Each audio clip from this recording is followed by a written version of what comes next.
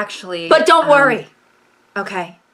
Because soon enough, he won't be able to see other women at all. Because I put rat poison and gasoline in his contact solution. What? No need to thank me. Okay, it's what besties are for. Oh my God! No, Amanda, he's not cheating on me, okay? We're poly! We're poly. What? We are polyamorous, okay? I know that he's seeing other people! So you're just okay with him cheating on you? No, it's not cheating, okay? We mutually decided that this is something we want to try, okay? I'm seeing other people too! Okay. Slut era, I guess. Oh my god, just shut up, okay? I need to call him now.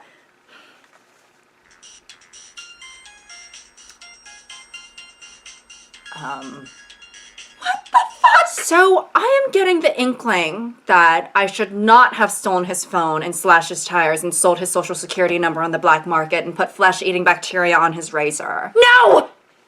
No! Okay, and that is my bad, okay? I take accountability for that. Even if he did cheat on me, okay? I would not want you to do all that! Okay, sorry, I can't help it, all right? I'm a Scorpio, all right? Revenge was written in the stars for me. Oh my god. And speaking of cheating, you know, that is such a prevalent issue in monogamous relationships. And even as a monogamous person myself and someone who has been cheated on, it's just like, you know, I wonder how realistic it is sometimes to commit yourself to someone and mutually have all of your desires met by only one person for an indefinite amount of time. I mean, that's a pretty big ask. And, you know, I do think that people can find that, or maybe I'm just forcing myself to believe that for my own sanity, but I think you have to be very lucky. I mean, the divorce rate is 40 to 50%. All right, it's practically the flip of a coin, okay? And then I'm sure even the people who stay married, who knows how many of them are actually genuinely happy. You know, I'm sure some couples just don't want to put that strain on their children, or they don't want to do the paperwork, and every morning they wake up and see their partner's face and they're like,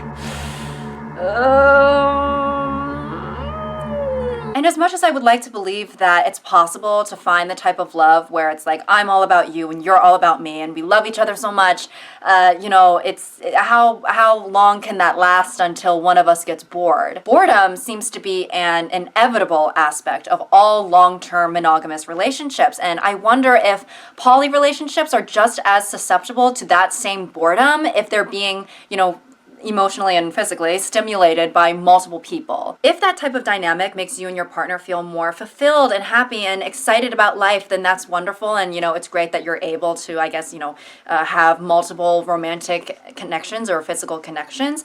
But for me personally, right, the one thing that really, you know, just kind of like puts polyamory off the table for me is like, there's only so many hours in a day. Even if I could hypothetically see myself in a polyamorous relationship, it's like I barely have enough energy to entertain one person, let alone 2, 3, or 4. The amount of emotional, mental turmoil that relationships can put you through, and the work, well, the bad relationships can put you through, and you know, the work that goes into nourishing a relationship, I cannot imagine doing that for multiple people. It's too much. If you're capable of doing that, honestly, I'm being so serious, congratulations to you, because I feel like it is such a chore and a burden to date even one person. This makes me sound awful, but it's just, I'm not in a dating headspace right now, that's why. I'm not open to love right now.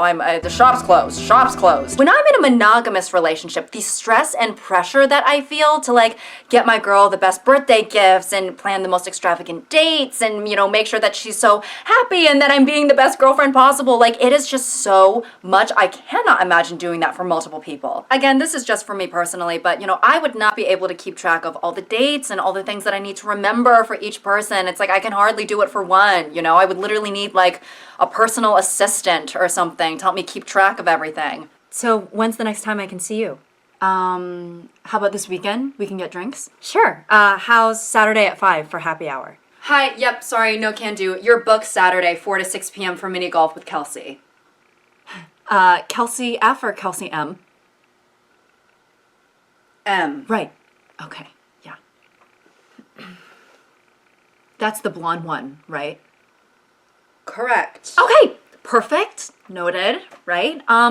So how about we meet at 6:30? No, no, no. You have sex scheduled with Irene from 6:15 to 6:45. Only 30 minutes? That's like 2 seconds in lesbian time. 6:15 p.m. to 6:45 a.m. Oh, okay.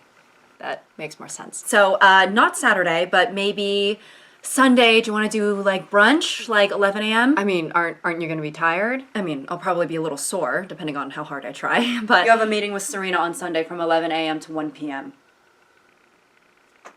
Duh! No, of course.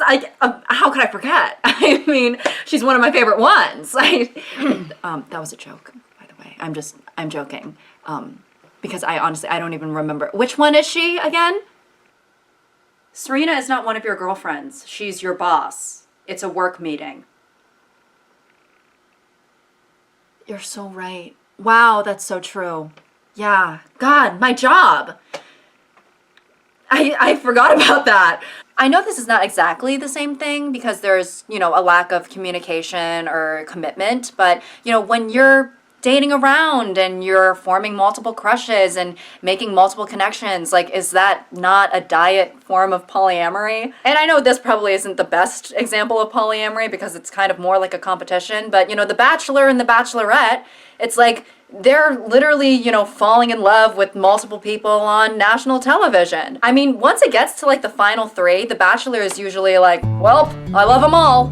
What's a guy to do? And then the whole thing with like love triangles in mainstream media, that showcases that you're able to form multiple romantic connections. So I think that people observe and exercise polyamory probably more often than they recognize. I don't think that people should be, speaking on behalf of others' relationships and stuff like that. Just thinking about, the conversation that I overheard from before. Angrily lined up with pitchforks on the porch of polyamory, demanding an end to the madness. Oh, hi, excuse me, ma'am. Would you mind signing this petition?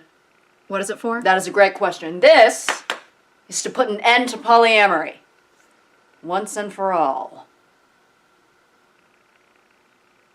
Why? Because it's weird. To me, personally.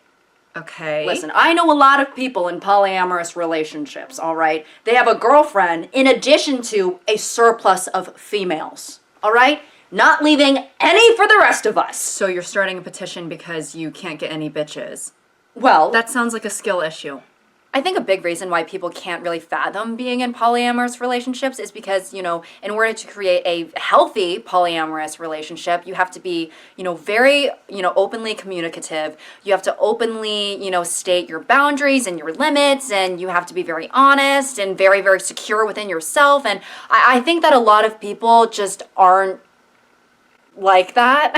And I'm not saying that being polyamorous grants you some sort of, enlightenment where, you're just better than all of us little monogamous pigs. That's not what I'm saying, because there can be unhealthy polyamorous relationships too. And, all of the things I was talking about before, like being, secure and openly communicating and your boundaries and all of those things, those are necessary for monogamous relationships as well. But, however, adding other people into the mix is surely going to, make things more complex, and you probably do need to be more secure than the average person to be in a polyamorous relationship. I know myself, and I know that if I were to be in a relationship with multiple people involved, I would automatically be comparing myself to the other people. 1,000, 1,000,000,000,000,000%. Are the other people hotter than me? Are they funnier than me? Are they more talented than me? Are they better in bed? Do they make you happier? I actually just I don't want to know, but I also do. It would drive me crazy. It would make me go absolutely banana, bonkers, Cocoa Puff, bazinga, binga. Crazy. For people who can maintain healthy polyamorous relationships, I honestly find that quite admirable because, the average person, they're jealous and they're insecure and, somewhat possessive. I don't think that, many people would be able to handle it. Hey babe, how was your night? Good. It was good. Good. Where did you guys go? You can tell me.